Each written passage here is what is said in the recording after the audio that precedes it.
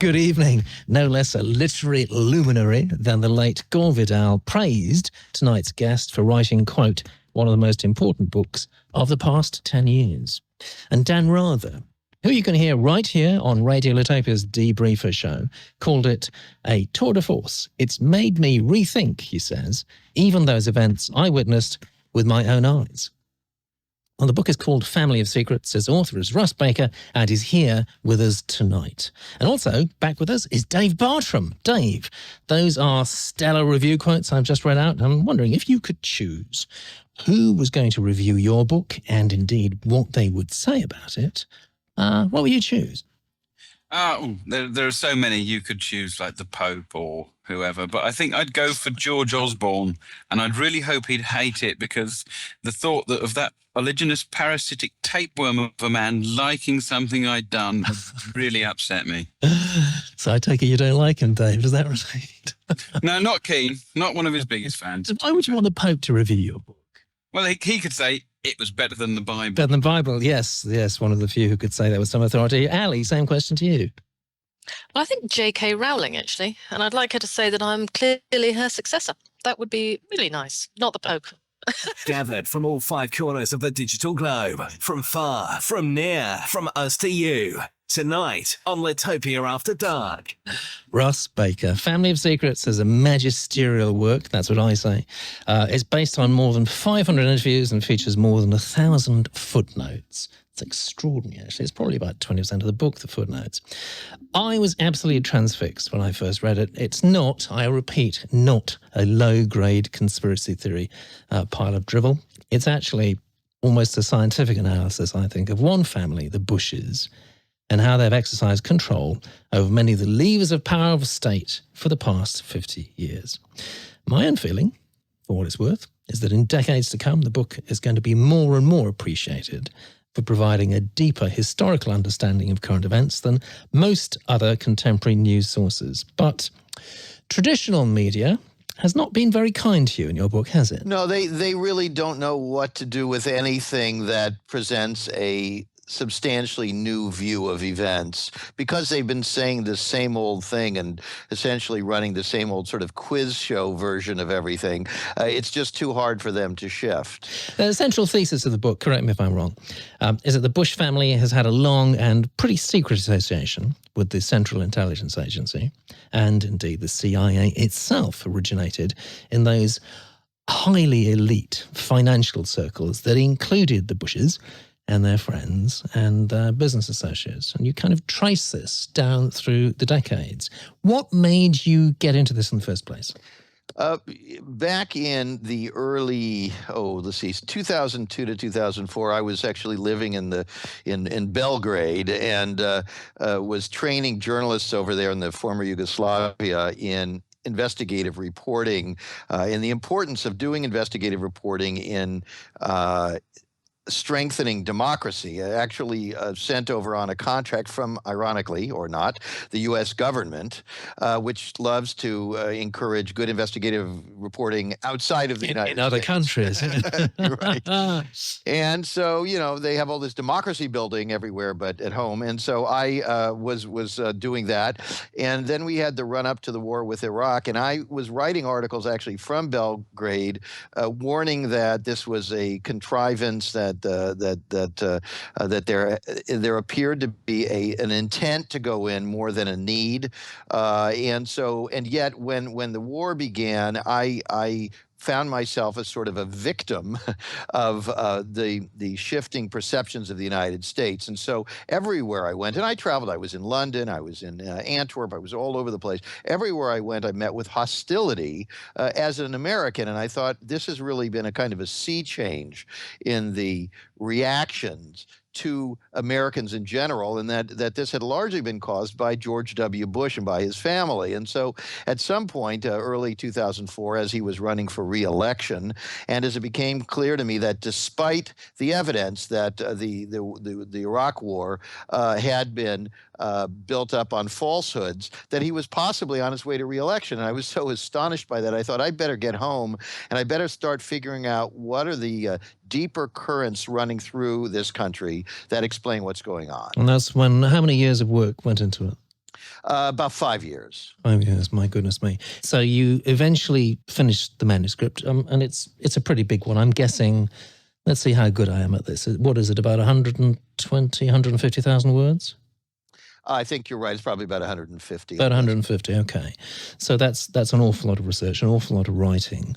So you finished it. Did you have a publisher at that point?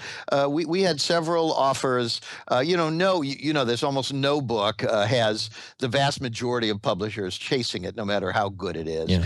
And if you're lucky, you find an agent. That's very few people even find a good agent. And then if you find a good agent and then that agent takes it out, usually there are very, very few offers on almost anything. We had several good publishers interested. And then about a year before I finished it, we made a deal with Bloomsbury, which, as it happens, is a British. Yes, it is, actually. That was with their American subsidiary. Yes, okay. So Bloomsbury Company I know well. In my former life as an author, I was a Bloomsbury author. And of course, Bloomsbury pretty much expanded on the basis of Harry Potter. So it's good to know some of that money, Russ, has actually ended up in your pocket. I'm quite pleased about that. Yeah, I'll take a higher percentage of the Harry Potter stuff if they want to do that. Well, I don't think so, somehow. Did you have any pushback at all? Were there any sort of ructions along the path to publication? Well, that's not how these things work. And of course, when you're writing about secrets and about people who do everything secretively, the likelihood that they're ever going to come after you in an obvious and public way is slim. So it's a fairly smooth path. Well, no, actually not. But all of these strange things happened. So, for example, many of the top American publishers backed down, saying, "I would dearly love to do this book, but I don't have the, if you want to use Spanish, cojones to do it.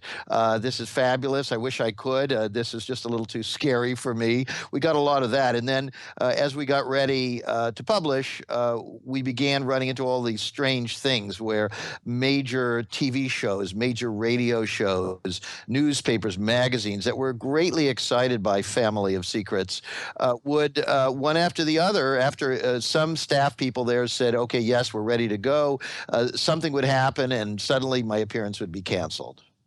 And so this happened again and again and again. In fact, most of the people around me, from my agent and my publisher, they were astonished. They'd really almost never seen anything like this before. And what's your analysis of that?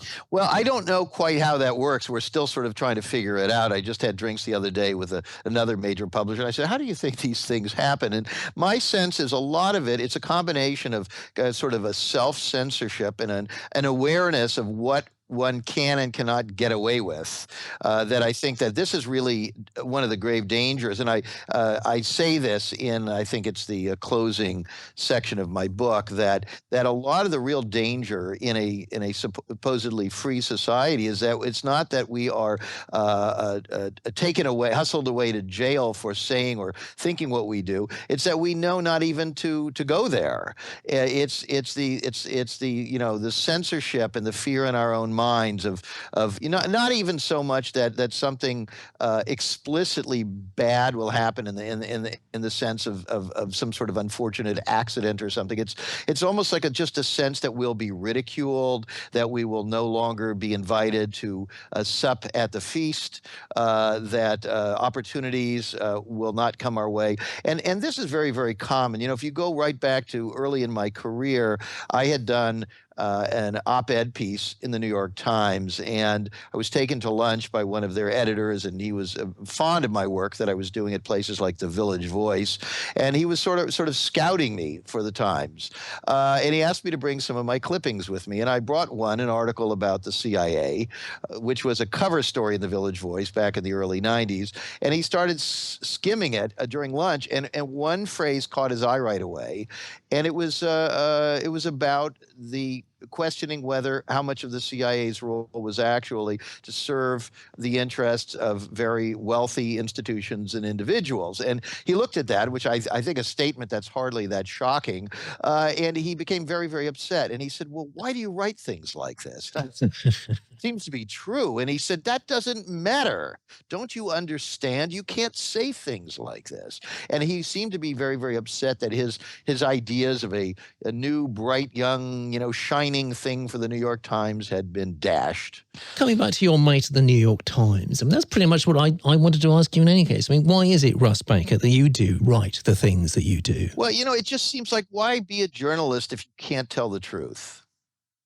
I don't get it. And for the first 2 decades of my journalism career, I was about as edgy as I thought I could be, but I was constantly sort of pulling my punches, or either just doing it instinctively, or having editors do it for me, or friends say, "Oh, I take sentence out." And it just took me a really long time for it to dawn on me that it wasn't just that we were doing this because that was propriety and good taste. It was that we really were worried about being tarred somehow, and that when you're a journalist, the whole point of being a journalist is that you don't let anything, and I mean anything, stop you from telling the story.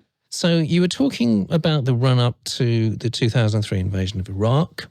You wrote articles expressing skepticism about the evidence that supposedly justified that particular action, and you were looking also at the activities of another journalist, another one of your ilk, but maybe of not your ethic, somebody called Judith Miller. Yeah, now she was a star at the New York Times and had all these best-selling books and was sort of on the beat of bioterror and what have you.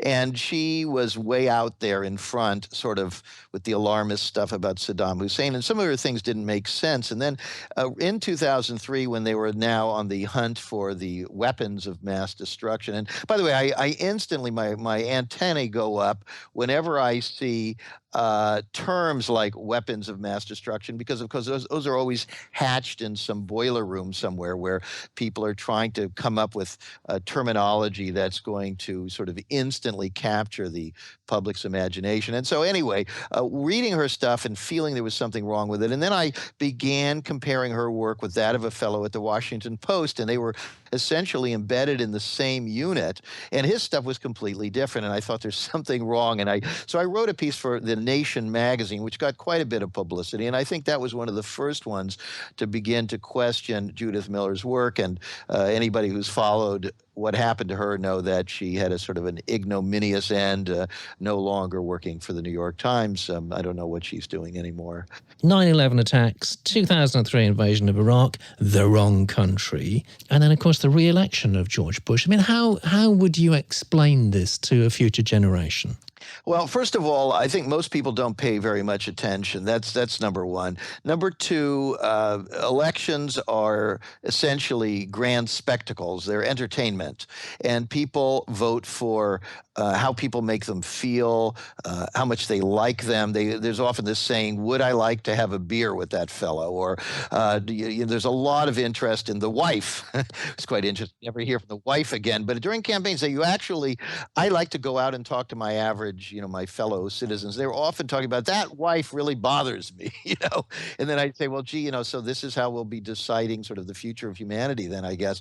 So, that's very, very disturbing. But the other thing is that campaigns are often determined by a number of things. One is by who even has an opportunity to get into the general election, the shaping of the process behind the scenes. And then once you're in the general election, there are all these things that go on that I would put loosely into the category of dirty tricks.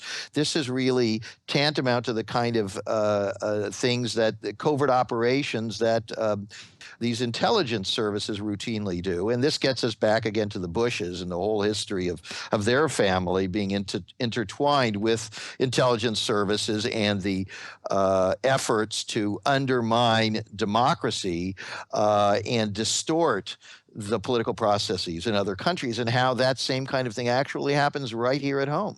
Now, of course, Father Bush was himself the director of the CIA, so it's no surprise, really. There's a connection there. But one of the many surprises in your book is a very well-researched prior connection. Can you just tell us about that a little bit? Yeah, I mean, first of all, when I began working on Family of Secrets, and I think one of the strengths of the book is that I had no agenda. I had no idea where I was going. I simply wanted to understand if there was some deeper explanation of the recurring influence of this family. And as I say, right, 2004, when I began the work, was when we were learning such bad things about George W. Bush, and yet he was on his way to a very likely reelection. I thought, well, how could that be? In other words, and why was so much money, staggering sums of money from very wealthy people and corporations were backing him? And it wasn't just that they were backing him; it was that they were backing a person of no great distinction. I mean, to be generous, and it wasn't just that they were backing somebody who, let's say, supported policies that were consonant with their beliefs. It was that they were backing a particular person who was about as ill-equipped as he possibly could be, rather than other people with similar views who were much better equipped. And so that interested me. What was the loyalty to that man and to his family? And so I began digging into that, and I guess it was after sometime into the first year that I began to realize that to understand George W. Bush and how he transformed America, and I would say really the world, because this is about much more. Family of Secrets is about much more than the Bush family. It's about everything that's been going on over the last half century. And so as I looked at him and what happened with him, I began to focus more on the father, to whom you refer, and to try to understand the father, because frankly, nobody, I think, believes that the son would have ever gotten into any high office if he was not following his father. And of course, they not only had the same last name, they had the same first name. I even saw, believe it or not, some studies that showed that some percentage of Americans voted for the son, believing it actually was the father. Oh dear. Oh dear. Oh dear.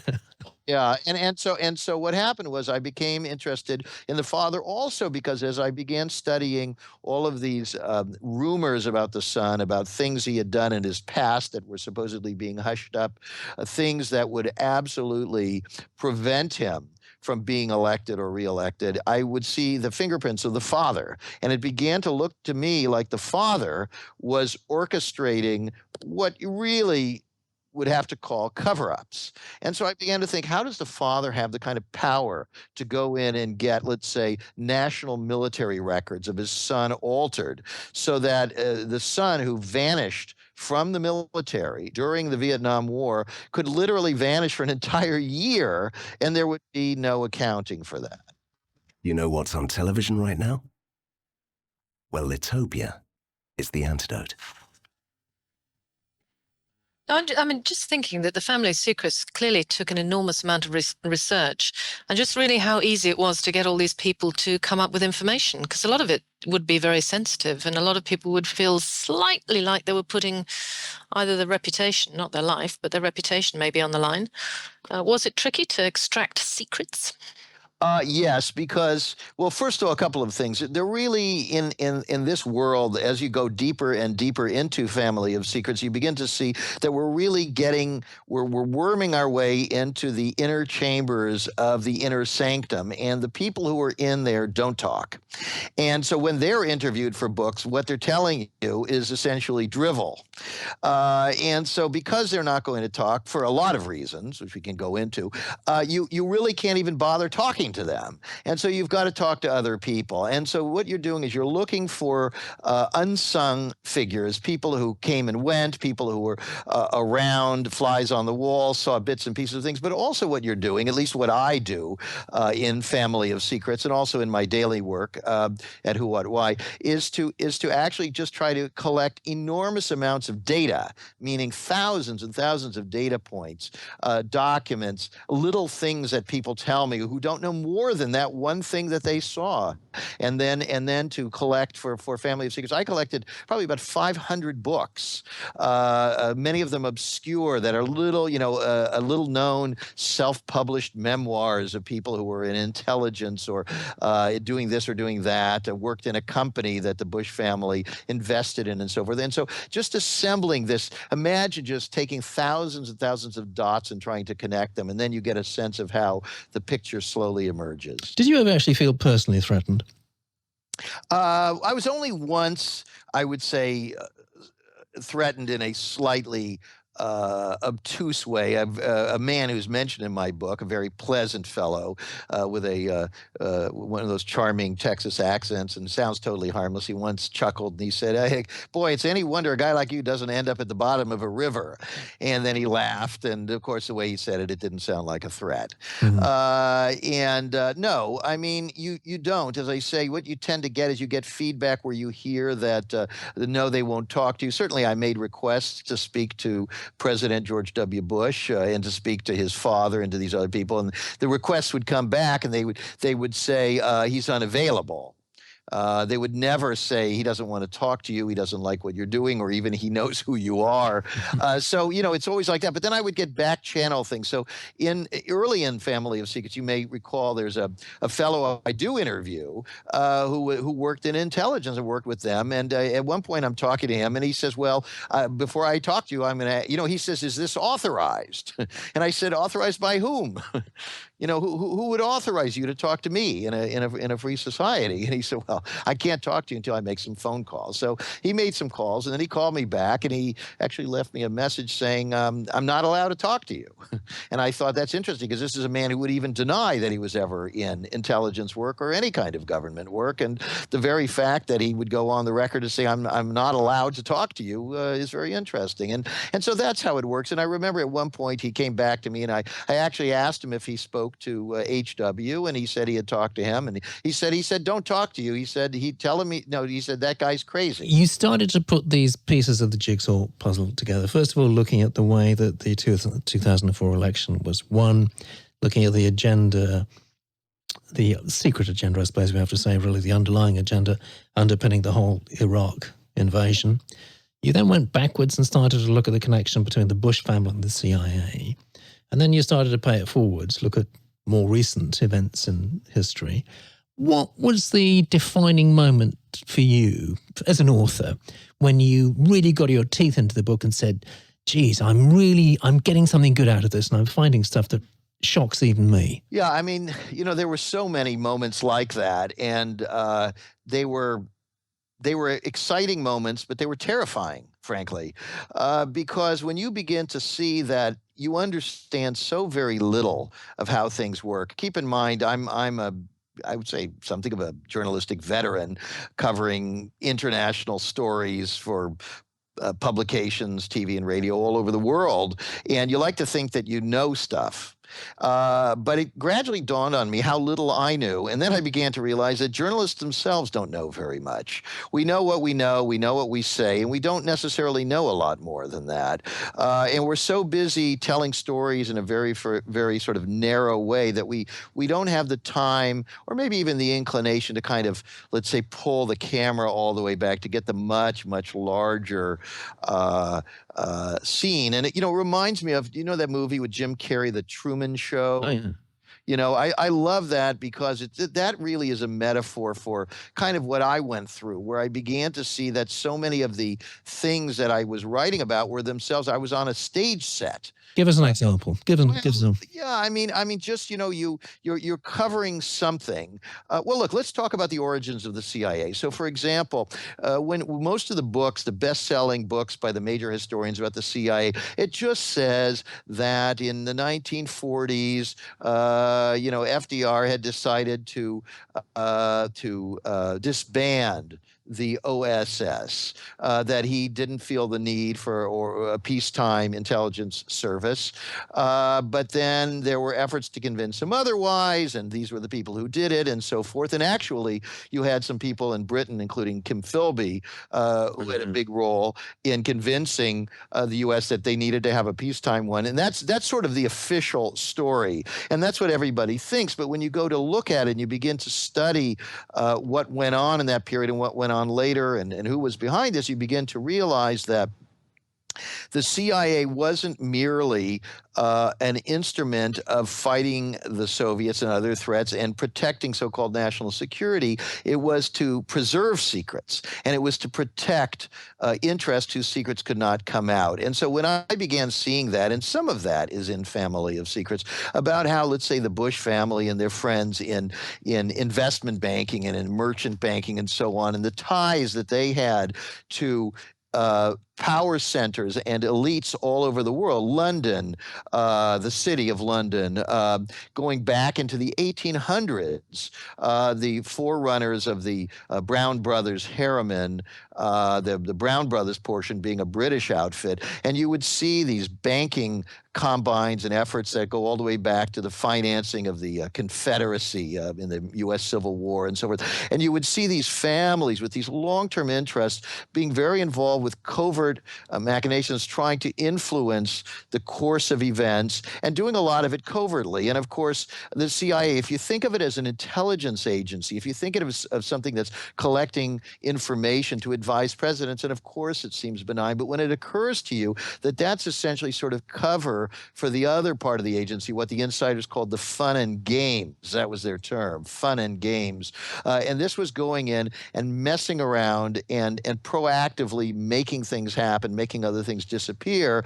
That's that kind of moment, that kind of moment you wake up and you say, oh my gosh, this is not what this thing is. This is something entirely But Russ, different. what you're saying is getting perilously close now to using the C word, isn't it?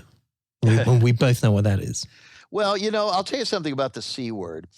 The C word, and I'm going to say the word, here we go, conspiracy. Yeah. Now, here's the problem with that word. That word has these sort of fantastical connotations, and you sort of imagine some improbable, difficult, bizarre, kind of loony notion. And the problem is that what does the word conspiracy actually mean? If you look it up in the dictionary, conspiracy is two or more people who get together to commit a crime.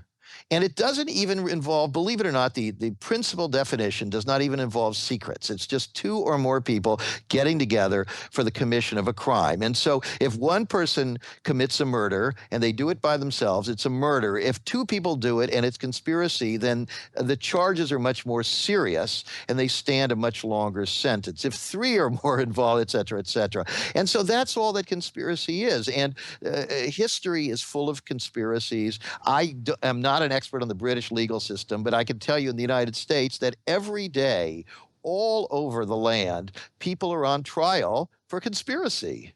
Well, okay, fair enough, but it still doesn't, you haven't quite addressed the issue here. I mean, ordinary everyday people who have to work hard to make the paycheck at the end of the month, Right. They are barely in control of their own destiny. Right. And to suggest, as you are doing, prove, I would say, actually, but let's say suggest, that there are people out there whose power transcends enormously that sort of sphere. They control the destinies of whole nations. That is something that I think ordinary people have a very hard time getting their head around. Well, the reason they have a hard time getting their head around it is because they're not part of it. And that's why their lives are so difficult to some extent. You have the same thing. You've got more of a class system over there than we do. I mean, anybody who goes to the right schools, who's got the right accent, the right haircut, and so forth, instantly they're in the right clubs, they meet the right mates, everything becomes much, much easier. It is that process.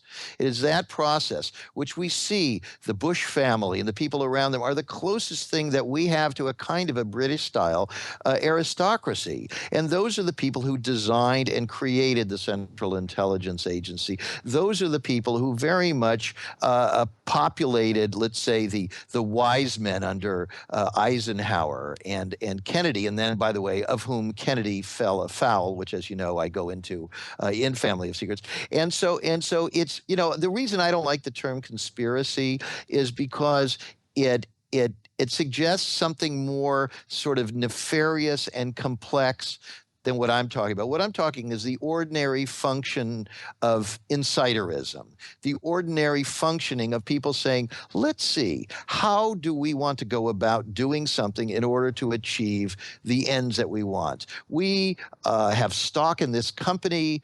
We want this company to do certain things, or maybe we want the company's stock to tank because we're betting against it. And so we want our person in the right position to be able to help us. And so we begin to go about the methodical planning of how you will help your person rise to be in the right position in that company. And so that's really the way that I look at things, is the sort of the kind of long-term gaming of things. But if you really think about it, and you think about people, whether whether you're on the inside or you're not, people you know who spend their whole lives calculating how to get to the head of the garden club, or how to sort of their faction take over the golf club, and push out somebody that they don't like. I mean, this kind of calculation goes on every day, everywhere. Like Litopia, then click the like button to share us with your friends on Facebook. It's what friends are for. I've been thinking about this. There's a number of things there. The first is function creep is always a kind of a fact with any kind of organization, isn't it? It will extend its remit in small incremental steps. And it's the same with, I'll use the term because I think it does apply, any kind of conspiracy. People make small steps that they can cope with the logic of and the rationale of. And then they make a step from the end of that step to the end of that step. And they end up with something that from their start point, they would probably never have countenanced. But because each step is rational and logical, they haven't really noticed that they've got there. And when they've got there, they realize they're kind of in a position where it's entirely too much of a kind of an investment to pull back from. But the other side of it is talking about the class thing is quite interesting. We have a family who control things and manipulate the media and do all sorts of things, but they're called the royal family and they've been doing it for donkey's years. And it's probably why it's less of a shock to the British sometimes that this stuff goes on, because we just kind of accept it and it's just part of what happens in those circles. But it's conspiracy theory is an interesting thing, because I think it's not conspiracy, is it? Conspiracy theory is the dirty word. And I wonder whether there's actually a conspiracy to create loads of batshit crazy conspiracy theories, so that when somebody comes up with one that's quite sensible and real, people just go, oh, it's another conspiracy theory. I honestly, I do wonder whether that is the case, actually. Oh, that's absolutely the case. In fact, we know that's been documented over the years that I mean, this is a classic technique. See, here's another thing. If you work inside one of these intelligence agencies where you're putting out, sort of phony newspapers in Bolivia and, causing scandals in labor unions and so on, when I meet with people who've been in the intelligence world, they love my work and they say, this gets closer to how things really work than anything I've seen. But it's the people who aren't in that world who find it to be so amazing and fantastic and hard to conceptualize. And so, yeah, what you're talking about, absolutely. People start with very, very small steps. But yes, I mean, one of the common techniques to discredit anything is to have people do things that superficially seem like the real stuff, and then put in something that, throw in a dead fish, throw in something that stinks. And then people say, well, this one stinks and therefore those other ones are not reliable either. And this is called psyops, isn't it? Exactly. Yeah. Now, one of the ultimate objective conspiracy theories, I suppose, has got to be the Kennedy assassination, and we have to, let's tackle that head on, because some of the stuff you dug up about that and the Bush family's involvement there is pretty extraordinary. Can you just summarize it for us? Yeah, and let me start by saying that I'm really, in many ways, a very cautious and conventional journalist. I don't get excited and rush to believe anything. Everything that's presented to me, whatever the source, I'm always skeptical and I want to see the evidence. And so I've never been what you would call a buff on any of these subjects. And as far as the assassination of John F. Kennedy or his brother or Martin Luther King or any of those things that are so controversial, I've never really spent a lot of time looking into, thinking about, or expressing my opinion on it. Like most journalists, we're too busy with our current work, and so we don't sort of look to volunteer to walk into the quicksand. So I didn't really have any opinions on that, but as I was investigating the Bush family, became increasingly interested in Bush's father, was struck by the fact that he was CIA director for only a single year, and yet they named the CIA's new headquarters after him rather than after Allen Dulles or anybody who'd been there much, much longer. And I thought that was interesting. And as I looked at him and I realized basically, and I document this, I think pretty substantially in Family of Secrets that the elder Bush, actually, the reason he was made CIA director as a so-called outsider was because he really wasn't an outsider. He was actually covertly an insider. And we see evidence that he was covertly in intelligence work his entire adult life. Now, once we've documented that, then I want to go back and look at all the things he's been doing over the years. And so one of the things that caught my attention, previously published in another book, another bestseller about the Bush family some years ago, was mention of the fact that George H.W. Bush, interviewed by journalists about his life, and somebody just tossed out a softball and said, well, you must have such interesting memories of major events. What do you remember about the day John F. Kennedy was shot? Tell us, where were you and what were your thoughts? And he just froze. He just froze. You know, most of us could say, I was 5 years old and I was in Miss So-and-so's class, or I was on a bus, or, you know, whatever. Anyway, he said, you know, gee, I can't remember where I was. Everybody knows in the UK, if you were alive, you knew where you were. Oh, yeah, yeah. And in fact, I do quite a bit of public speaking. And one of my questions to the audience always is, let's take a little poll. How many of you were, let's say, 5 years old or older on November 22, 1963? And then we take a show of hands. And then I say, how many of you, of those of you who are 5 or older, how many of you do not remember where you were when you heard that, you know, when Kennedy was shot? And no hands go up. No hands go up. And all the time I've been doing this, one lady once raised her hand, but she frankly looked like she didn't know where she was at the time. So, you know, so you say, well, that's very odd. And believe it or not, that sent me off for years of research into that question. Not so much why could he not remember where he was, but where was he? And I thought, I'm just going to answer this for my own satisfaction. And so I began to get into where he was. And the answer to where George H.W. Bush was on November 22, 1963 takes up, I think it's 5 chapters in Family of Secrets. 5 chapters. That's interesting because it's a huge psychological clue, because it's when you've had a significant event, you constantly reinsert it into your short-term memory on a regular basis, and that's why you never forget it, because it's recalled in conversations and so on, and it's thrown back in all the time. So yeah, it's a bit of a huge pointy stick, really, that one, isn't it? Russ, you're going to have to. You can't just tease us like that. I mean, at the end of 5 chapters, what do you say? Well, first of all, as you know, Family of Secrets is written a bit like a thriller, somewhat dense, but still a thriller because it's got so many footnotes. But and I don't want to totally take away from the joy of experiencing this, but I will say this, a few things. First of all, one of the things that struck me was as I went back on George H.W. Bush and I began to study things he had written, it would be like, you know, 1959 in great detail, 1960 in great detail, 1961 in great detail, 1962 in great detail, 1963, the first half in great detail. And then suddenly it'd be 1964. And then he'd say, after the president's death, I blah, blah, blah, blah, blah. You know, and I was like, wait a minute. And then I thought, Mr. Bush was in Texas. And President Kennedy was killed in Texas. And then I thought, Mr. Bush was running for office. He was running for the United States Senate in Texas at the time that Kennedy came on his political trip. So, you know, they were in the same business, in the same state on that day. And then I began looking at all of his CIA activity and so on. And essentially, I began to find all these interesting things. Here are a couple of examples. One, I found 2, I didn't discover them myself, but I put them together with a new context. These are 2 declassified documents, and they both are FBI documents, and they both refer to George Bush and to the Kennedy assassination.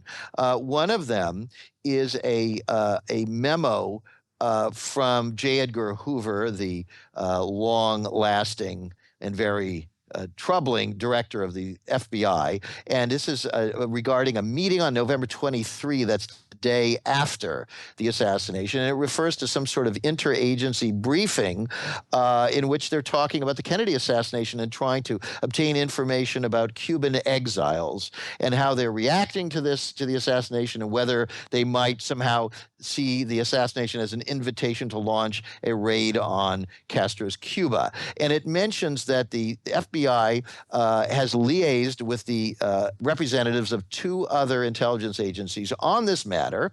And one is a man from the Defense Intelligence Agency, and the other, it says, is Mr. George Bush of the CIA. Now, then we go into this whole back history where when somebody found that memo and confronted then Vice President George H.W. Bush about it, his initial reaction was, well, that's not me. It couldn't be me. I wasn't in the CIA. And then sometime later, they asked the CIA. The CIA said, we have no comment. We never confirm or deny anything, which is true. And then sometime later, they did an extraordinary thing. This memo came to light as George H.W. Bush was actually running for president of the United States, and obviously would have been a big problem for him. And so at that point, the CIA took a stand that they never do. They said, we've looked into this, and we would like to reveal that that memo refers to another George Bush. And so what I do then is I go and do some research, and there was another George Bush, but he was a man who was not a spy. He was not in the CIA. He actually was recruited from a very benign governmental agency where he was an extremely low level, basically like an accountant. He was recruited in the fall of 1963. The CIA approached him and said, hey, how would you like to come to work here? And he said, well, okay. He sort of was surprised. I think it was like that movie Being There or something, with Peter Sellers. He couldn't understand why they would want a man from the Social Security Administration, but he said, sure. And they brought him in as a trainee, and they put him in at this very, very low-level job. And then about 2 or 3 months after the assassination, they got rid of him. God, this is like Robert Ludlum meets Groucho Marx, really. We don't have time, but I'm just going to briefly mention there's another fascinating chapter or 2 or 3 about Nixon, much reviled president, of course, who you've dug up some very interesting stuff on, and apparently he wasn't quite as black as he was painted in the Watergate scandal. Well, this is, again, a thing that astonished me because I came at Watergate the way everybody does, based on the things the conventional wisdom that he was just sort of out of control and the system corrected itself and got rid of him. And I always accepted that. But as I dug deeper, who should show up again but George H.W. Bush, the Zelig of American history. And he pops up. This time he's what happened was I discovered that he had this amazing upward trajectory that no matter how non-inspirational, how lacking in vision he was, he kept being kicked upstairs. And I was interested in why that was. And so I began studying how George H.W. Bush had moved up the ladder. And as I did that, I discovered that Richard Nixon was basically taking care of him while Nixon was not taking care of anybody else. And I thought that was so strange. And I thought, well, why would Nixon do that? To make a long story short, I went back and I dug into trying to find out the beginning point at which Nixon and the Bushes are joined. And it takes me all the way back to 1946. When Richard Nixon first runs for Congress, and I discover, lo and behold, this is not in any other book anywhere, that when Richard Nixon first entered politics, the man who made him secretly was a man named Prescott Bush, and he was the grandfather of George W., the father of George H.W. He was an investment banker who became a senator. He was on the ground floor of the creation of the CIA, and they picked Nixon. A group of bankers out of New York picked Nixon to knock out a critic of the banking industry. And now we get back to this kind of underlying theme of family of secrets, which is this constant sort of orchestration by great moneyed interests. So they basically, to make a long story very short, these banking interests basically owned Richard Nixon. Just like out of the scene from The Godfather, they owned him from the beginning of his career. They would tell him what to do. And in Family of Secrets, we have a wonderful set of photos in there. And I hope you take a look at a photo of Richard Nixon and Prescott Bush. And you see they're wearing cowboy hats. Bush, the senior Bush, is the grandfather rather, is adjusting Nixon's cowboy hat, and Nixon has a what we call in the United States a shit-eating grin, perhaps you too. And Nixon looks very embarrassed, and like he can't do anything because he doesn't dare quibble with this man. And I think that sums it up. And so by the time Nixon became president, he owed a tremendous amount to the Bush family, and they were pushing him to take George H.W. On as his vice president, and he wouldn't do it. And some years later, one of Nixon's top aides asked him, he said, why didn't you take someone like Bush? Why did you take Spiro Agnew, this awful, totally unsympathetic, horrible looking, everything bad about him? Why did you take him on? To which he replied, assassination insurance. Wow. Jeez. And so he didn't want George H.W. Bush on the ticket because he feared something bad would happen to him so that Bush could become president. Nixon began, when he became president, he began fighting with the CIA, with the FBI, with all of these, with the banking interests, with the sugar lobby, with all of these people, because once he was president, he thought, I don't need these guys anymore. And he learned the hard way that he did. And so what Family of Secrets reveals, another shocker, just like the 5 chapters on JFK, is that Watergate was essentially a coup d'etat, that it involved the same interests who became alarmed by and tired of John F. Kennedy, became alarmed of and by and tired of Richard Nixon, and that it turns out it's not even a party thing. It's much bigger. I just want to talk to you about the future of investigative journalism. You've mentioned your website once or twice. We will mention it again at the end of the show. You've set your own thing up, haven't you? Which is very brave of you. It's called whowhatwhy.com.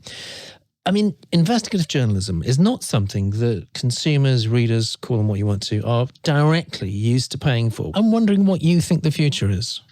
It's hard to know where all of this is going. There's no question that in a world where people think that anybody can be a journalist, there's going to be a lot more content in a world where the big outfits don't want to pay for it or want to pay as little as possible, that what's going to happen is real, true, what I consider to be investigative reporting, which is skilled work based on years of training, an open mind, a fertile mind, lots of wide-ranging reading and thinking, lots of research and interviews. That kind of labor-intensive work, I think, is in danger of vanishing altogether. And so I just decided, you know what? I'm just going to go for it. I'm going to set this thing up.